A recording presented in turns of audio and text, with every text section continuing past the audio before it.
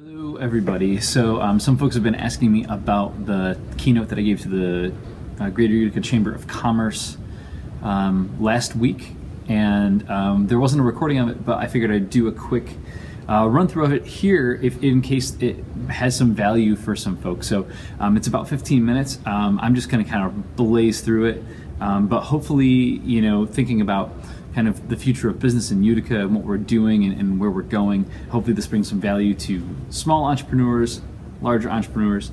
So anyway, if you were interested or wanted to see the talk, this is it. So thanks a lot for the interest. Hopefully this brings you guys some value. So here we go. First of all, obviously, thank you to the Chamber for having me this year. It was really awesome, and it's awesome to be a part of an event that's honoring really awesome businesses here. We've got businesses that have been around for decades and decades that have evolved and do really great work. And so one of the things I wanted to talk about was, how do we think about businesses that have been around for a long time, what makes them stick around, and how do we get new businesses to have that same kind of longevity. So first of all, obviously, congratulations to all those who were nominated and to all those that have won. So what does Think do? We're basically we are operated by Mohawk Valley Community College. If you didn't know that, we're MVCC's Thinkubator. We exist to bring value to entrepreneurs, people that want to start businesses, whether they're students, community members. Our job is to try to give them the programming and the training and connections to start a business right here in the Mohawk Valley and hopefully stay here in the Mohawk Valley. We do that through a variety of ways, whether that's networking, programs, giving people space to conduct their business.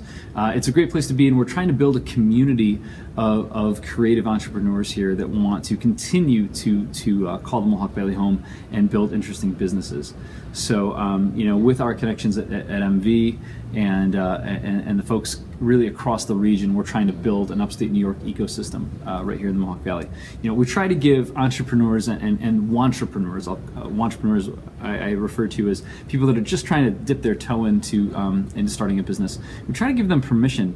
A lot of times people just they're waiting to launch a business. They're waiting for someone to say go, to say that this is a good idea. We try to give them the tools to give themselves permission to put their ideas out in the world and to make change. So first of all, let's talk a little bit about the business climate as I see it right now. There's really good news. First of all, there's never been a better time to start a business, right? The ability for small businesses to scale is unprecedented. You don't need a ton of capital to test the market. And frankly, in this area, there's a lot of people that are willing to help. So great time to start. Second of all, the world is your marketplace. I think one of the things that we need to think about, whether we're a new business or an old business, is what is one thing that we have that can scale? I think every single business here in the Mohawk Valley needs to have at least one product or service that we can sell to someone across the country or across an ocean, right? So is that a product? Is it a service? Is it an educational product? What is that thing? And that's the way we're gonna grow the economy, is not just relying on local customers, but everyone should have one thing that we can scale out. Second of all, entrepreneurship is actually a great time to be an entrepreneur. It's sexy right now, right? It's never been a more fun time. We celebrate entrepreneurs. It used to be that if you were an entrepreneur, you were someone that lived at home and didn't really know what they were doing. But now we talk about entrepreneurs as the people that come down from the mountain with amazing products to change the world, right? We lionize entrepreneurs. In fact, if you Google Church of Jobs or Steve Jobs God in Google Images, this is what comes up, which I thought was really funny. Even more interesting, Kanye comes up too. So there's that. Here's the bad news though. You're competing with the world. And I think we really have to understand as a community and a region that while the world is our marketplace, the world is also our competitors. And so, today there's a kid that's born in Mumbai, India, and in terms of access to information, right, just internet access, they have the same access as some kid that's born in Manhattan. And so it becomes a question of not gaining access. Is what do we do with that access? How do we leverage that access to turn it to make businesses that make our community better? So all of the nominees today have a secret sauce, and that's one of the reasons they're being honored. And if you look at them, some have been able to reinvent themselves over generations and changing markets. Some have been steadfast members of the community that we look to for information, or they've been conduits of connection or promotion of our quality of life. Some nominees, they built a culture of giving back and caring right into their businesses, while others care for our families and friends in difficult points in their lives. And still others were started because they believed it was unacceptable to leave people in our community behind who need support, opportunity, or a second chance. And everybody's got to have a secret sauce. Everybody. It's what makes you unique. Because as Seth Godin says, average stuff for average people is getting ever more difficult to sell. So if that's all you've got, get something else. So I think we need to think about, what are we the best in the world at? Right? What is the thing that you are uniquely positioned to provide? And I don't mean best like on the planet. I mean, what are you best on in your world at? And your world can be defined in a lot of different ways. But what are you best in the world at? Because I see this thing when I'm dealing with large businesses versus small businesses. There's this kind of inflection point. For larger businesses, the world is getting smaller. They need to be faster, more customized, more adaptable. In short, they have to be more like small businesses. Now, conversely, small businesses, the world's getting bigger. So the marketplace is Earth, like I was saying before, right? But they have unique challenges too. They need to be able to think about scale and the worldwide marketplace really, really quickly. So if you look at the marketplace as a road, a lot of times businesses try to be all things to all people, and I want to make the argument that we should all be running to the fringes. We should be running to the sides of the road, because it's at the sides of the road where you'll find the people that are passionate about what you're doing, fanatical about the industry that you're in. They're the people that will talk and be the first movers and be the people that will champion your product or your service. So we need to run to the edges. Don't worry about the middle. Here's a couple examples of that. This is the Sora pot. It's not made for everyone, right? It's made for people that are super passionate about tea. And this teapot costs almost 300 bucks. So not made for the average tea drinker, made for the people at the edges. American Giant, I'm actually wearing an American Giant hoodie right now. They make what's called the world's best hoodie. It's not super cheap, but it's all sourced in America, really well made. And it's made for people that are passionate about their hoodies, of which I'm one. Google made glass for people that are passionate about the future and who don't mind looking like idiots wearing a computer on their face. That's actually a picture of me. I was one of the glass holes back in the day. So as we look at running to the fringes, there's also all these different methodologies of starting with the fringe and taking that business to market in different ways. So on a local level, I'm friends with Heather at the Topping Tree, and she started her business as an online-only retailer with kind of a double bow product.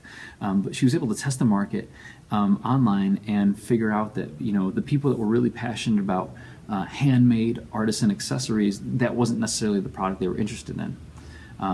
So she worked with those people that were the talkers, that were passionate about these kinds of products to refine it, right? And she grew that following from an online presence only to opening a retail location here in New Hartford.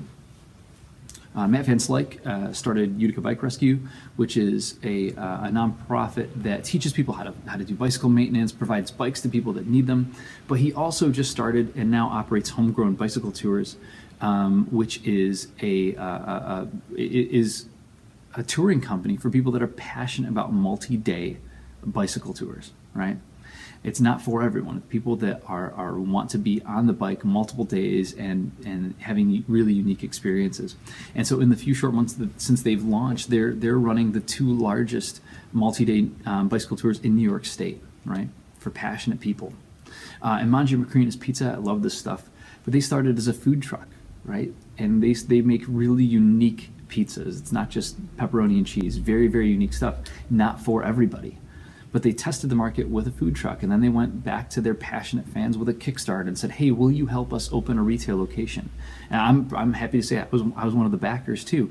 And here they are. They're open on Seneca Turnpike, creating delicious pizzas for people that love and are passionate about artisan pizza, right? So the common thread with all this stuff is they're finding true fans, and they're building conversations, because those conversations scale. So 20 years ago, if I wanted to tell everyone how awesome Mangi Macrina's Pizza was, like, what am I going to sit home and call all my friends one by one and say, "Hey, this is a great pizza"? It's not going to happen, right? But because of social media, we are all super connected, and these conversations can reach thousands of people very, very quickly. So 20 years ago, the most connected of us can't compete with our 12-year-old nephew Timmy on Snapchat, right? It just scales so fast.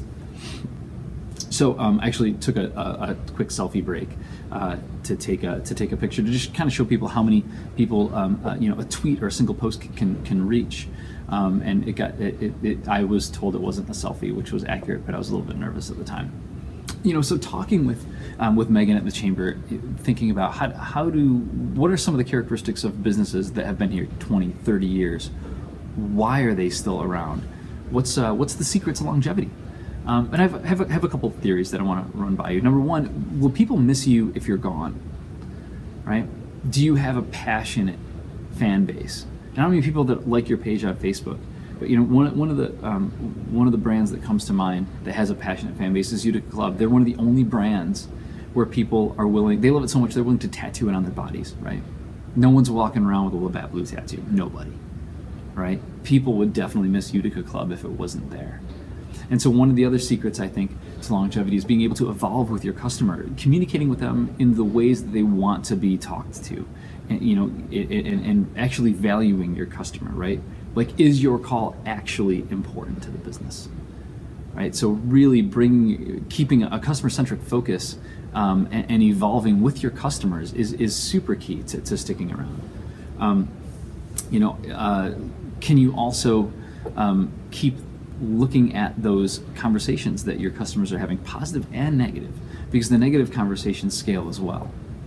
Are you creating at-bats? This is something that I like to think of as intrapreneurship within your organization. Are you empowering your employees to develop new ideas, to try new things, to throw stuff against the wall, even if it doesn't work, but seeing what will stick? Because it's constantly this reinvention that we need to have, giving ourselves these swings at pitches that enable us to find new markets and enable us to find new customers. So are you actively creating at-bats for your employees? Because after all, we live in the attention economy, right? We're all kind of bombarded from all sides with all different kinds of messages, and we're competing with all of these messages and stories. So you have to be able to tell a story effectively in this economy. You also have to have connections. We live in a connection economy, where I'm going to argue that your network matters just as much, if not more, as what your product is. So I want to spend a little bit of time talking about storytelling. This is something I'm really passionate about. But I think we all need to be conscious of the stories that we're telling, the stories that our employees are telling, and the stories that our customers are telling, right? Because again, those conversations scale. So you look at the story of Beats, right? So they sell headphones. But the story that they're telling is one of luxury, and it's really it's one of fashion. So they're actually a fashion product that happens to be a headphone, right? They're not just a headphone. In the same industry, there's a company called Listen that is, they also sell headphones, right? But the story that they tell is one of a social enterprise that invests profits in helping people to hear for the first time or to get their hearing back in developing countries, right? It's a totally different story, same product. You think about Zappos, people that, the story that they tell is one of rabid, amazing customer service. They just happen to sell shoes, right? But what they're really known for is great customer service. I picked on Gilroy, Curtin & Gilroy. They're a super employee-centric company. They happen to sell insurance. But the story that they tell is one of community involvement, engagement, and being a great place to work. And I know this, not because I've ever worked there, but because I see their employees all over the place, and they never shut up about it, right? And have you ever been proud of yogurt? I'm super proud of Chobani. So they make yogurt, but the story that they tell is one of giving opportunity to refugees and immigrants, giving people an at-bat, a shot at the American dream, something so much bigger than yogurt. But in telling that story, they've got a customer for life. So again, what stories are we telling? And how can we tell better stories in the ways that people want to consume them? So, where are we going with all this? Can we continue to evolve? Can we think bigger? Can we think smaller? What are we the best in the world at? Who cares? And what stories are we telling? And I want to kind of leave with this idea of what's in a name. And I had a theory as I was walking the dog a few weeks ago. And the theory is something like this. We've got all of these amazing businesses that have been around in our area for a long time. And I'm just listing a couple of them here, right? But they have Utica in their name. That's the common thread. And I want to make the argument that, when you used to name a business with the location in mind, Bank of Utica, Utica Boilers, it was because that's where you were, right? This was the business in this location, right? Utica College doesn't necessarily work in Tuscaloosa, Alabama, right? Based on location. But I also think that there's a new crop of businesses, and again, these are just some, right, that are putting Utica in their name, not because it's where they're located, but because Utica is not just a location. I want to argue that Utica is an emotion. Utica is not just a location, Utica is an emotion. And so as a business community, we have to make the determination, what does Utica stand for? I want to say that now it's starting to stand for tenaciousness and grit and revitalization, right? You'll have to ask entrepreneurs why they're choosing to put Utica in their name now. But I think it's not just location, it's standing for something. And the opportunity that we have, and the one that I'm really excited about, is the opportunity to continue to redefine what Utica stands for as an emotion, not just a location. And I think we have a responsibility as a business community to work together to determine what is that emotion, what do we stand for, and how do we tell the stories about what we're the best in the world at to the rest of the world. So anyway, that's the talk. Hope that brought some value to you guys. If you have questions or comments, just shoot me an email, leave below, come down to Thinkubator, and I'd love to talk to you about where we're going next.